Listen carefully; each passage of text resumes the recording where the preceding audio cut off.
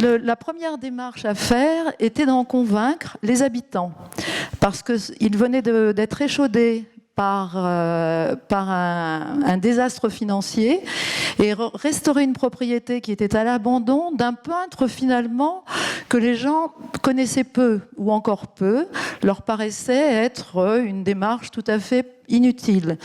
Donc dans cette partie a été restaurée d'abord une salle d'exposition, un lieu d'exposition à partir de 2008, et elle a été transformée ces dernières années en centre d'art et d'exposition, avec toujours ce projet en tête de pouvoir un jour présenter les œuvres de Gustave Caillebotte peintes dans la propriété. C'est vrai qu'il a fallu convaincre d'autres partenaires, les journalistes, la presse, des mécènes, parce que c'est une opération qui avait un coût très important. Et donc, nous étions partis sur une base de 50 000 entrées, en se disant, si on arrive à 50 000 visiteurs, ça sera bien. Nous sommes arrivés à 80 000, on s'est dit, c'est un vrai succès. Et en fait, à la fin de l'exposition, nous avons eu 112 800 visiteurs qui sont venus. Donc là encore, on revient avec une présence précieuse des habitants qui s'investissent énormément. Et depuis 8 ans, ils ont redonné au potager son visuel, on va dire, de l'époque. Et on peut tout à fait se placer dans le parc et retrouver dans le potager et retrouver les lieux qui ont été peints sur les toiles de Caillebotte.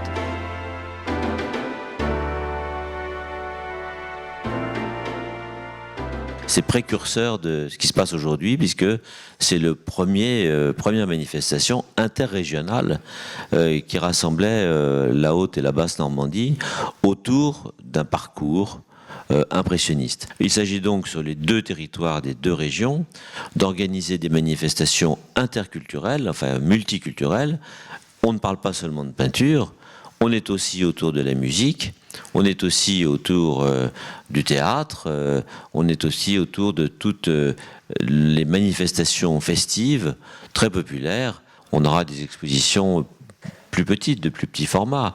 Voilà. Et puis on a comme ça un certain nombre de lieux nouveaux qui à chaque édition différente surgissent et qui cherchent à illustrer le thème à leur façon. C'est une véritable manifestation participative de tous les habitants de la région. Et moi, j'avoue que j'ai été extrêmement surpris et extrêmement heureux de voir le caractère très festif.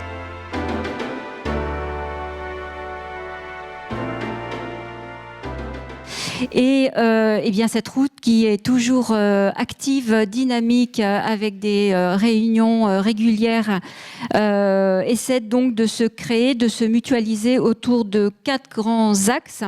C'est tout d'abord créer des partenariats, fédérer les 21 sites patrimoniaux Van Gogh Europe autour de cette route pour générer une hausse de la fréquentation touristique, bien sûr, et des retombées économiques aussi. Dans ces axes, on a aussi la préservation de l'héritage culturel du peintre, donc de Van Gogh, et puis rendre accessible à tous cet héritage ainsi préservé. Donc on est parti d'un constat, que ce soit donc dans le pays d'Arles, là, dans sa diversité avec la plaine du Crau, ses collines, ses paysages, les Alpilles ou dans le Vexin français, Vincent Van Gogh a été touché par les paysages, touché par la lumière, touché par les habitants, et ça a été pour lui donc une source intarissable d'inspiration. On est parti du fait que Vincent Van Gogh était un avant-gardiste, et donc on a souhaité garder cette dimension contemporaine en utilisant un outil contemporain, donc une application numérique. Aussi, cet outil, c'est un outil de démocratisation, un outil gratuit, donc on peut télécharger dans les offices de tourisme respectifs de Saint-Rémy et d'Auvers-sur-Oise, on peut également flasher donc des QR codes sur le parcours physique qui existe à la fois à Saint-Rémy et à Auvers. Donc cet outil, eh bien en fait, c'est un outil réel c'est un outil de développement et de marketing territorial. Et on a réussi, je pense, à mettre en exergue la volonté actuelle qu'on a de réunir les territoires autour d'un thème commun pour permettre la diffusion d'une réelle destination. Donc on ne parlera plus de territoire, mais de destination Van Gogh.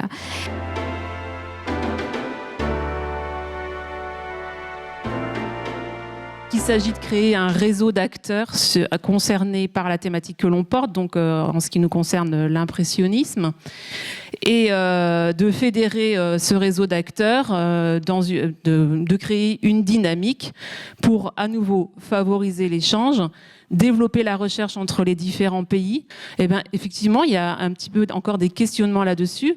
Et à l'échelle européenne, est-ce qu'on partage exactement la même définition de l'impressionnisme ?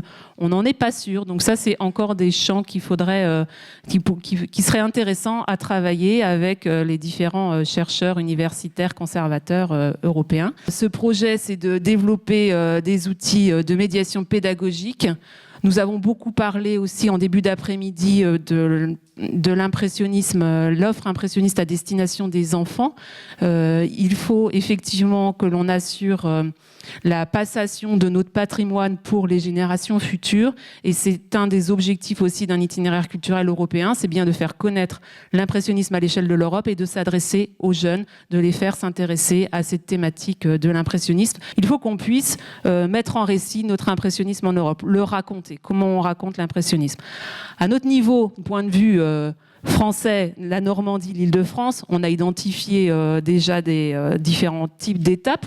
Donc évidemment, les lieux où il y a des tableaux impressionnistes, les musées et puis les lieux d'exposition, les paysages, on en a aussi beaucoup parlé aujourd'hui, et les lieux de sociabilité, c'est-à-dire les lieux où les peintres se retrouvaient, où les peintres habitaient, où les peintres ont vécu. Pour notre projet, nous avons le soutien du ministère des Affaires étrangères qui met à notre disposition son carnet d'adresses et nous met en contact avec les attachés culturels des différentes ambassades, ce qui nous a amené il n'y a pas très longtemps à aller en Belgique, accueilli par l'ambassade de France à Bruxelles, qui avait réuni pour nous les acteurs qu'elle pensait pertinents à faire rentrer dans notre projet.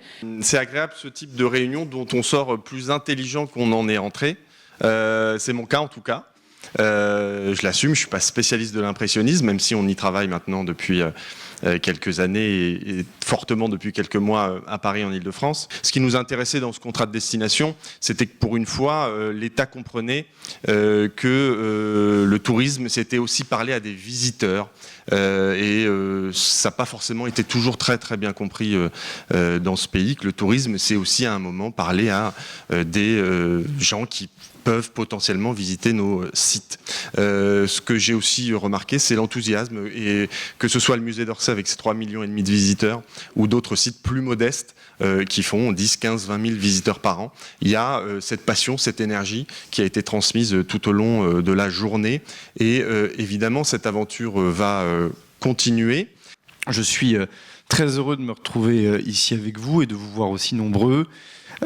Déjà parce que ce genre de forum c'est utile, on connaît bien la dimension partenariale, elle est essentielle, ça a été dit et rappelé par certains intervenants. Et puis surtout ce qui me fait plaisir, puisque je reconnais quand même pas mal de visages dans la salle, c'est de retrouver un mélange aussi fort. Il est rare sur ce genre de thèmes, de thématiques, de politiques publiques, de retrouver des directeurs de musées, des élus, des professionnels du milieu touristique, des fonctionnaires de l'État qui s'occupent du développement de la vallée de la Seine, des journalistes, bref, la qualité est là aussi dans ce contrat de destination d'avoir des actions éminemment concrètes. Ça, c'est quelque chose qui compte beaucoup. Je sais que la région y travaille. On a entendu à l'instant une initiative à l'échelle internationale. Mais la dimension concrète de nos travaux, le jour d'après de ce genre de forum, compte énormément dans le suivi et dans la crédibilité que nous avons par rapport justement à l'ensemble des partenaires qui s'engagent. On sait que la question de la Seine est importante pour nous dans l'Eure. On la retrouve d'ailleurs dans la contractualisation CPER, CPUR et dans les contrats d'agglo et les contrats de pays, où tous les projets qui concernent la culture ou qui concernent le tourisme en lien avec l'impressionnisme et la Seine sont encouragés par la région et le département. Ce premier forum, là encore, si j'ai bien compris la teneur des discours, a permis de faire se rencontrer tous les acteurs, d'échanger les expériences, et pas uniquement sur l'impressionnisme, nous venons d'en avoir la démonstration. Maintenant, nous abordons une nouvelle étape pour atteindre les objectifs que nous nous sommes fixés et qui sont au cœur du contrat de destination. Et puis nous devons inventer de nouvelles solutions pour que les visiteurs des grandes expositions dans le monde, en admirant les œuvres comprennent qu'elles ont été peintes ici et du coup aient envie de venir ici. Nous signerons donc le contrat de plan Vallée de la Seine, interrégional, Haute-Normandie, Basse-Normandie et Île-de-France. Et vous savez que ce contrat prévoit l'engagement de crédits pour l'impressionnisme. Et nous sommes d'accord pour que soit inclus dans ce contrat un crédit qui pourrait être de l'ordre de 100 000 € pour financer précisément les études que j'ai indiquées, à la fois sur le travail sur l'offre, les forces, les faiblesses, la cohérence, et également le travail de promotion.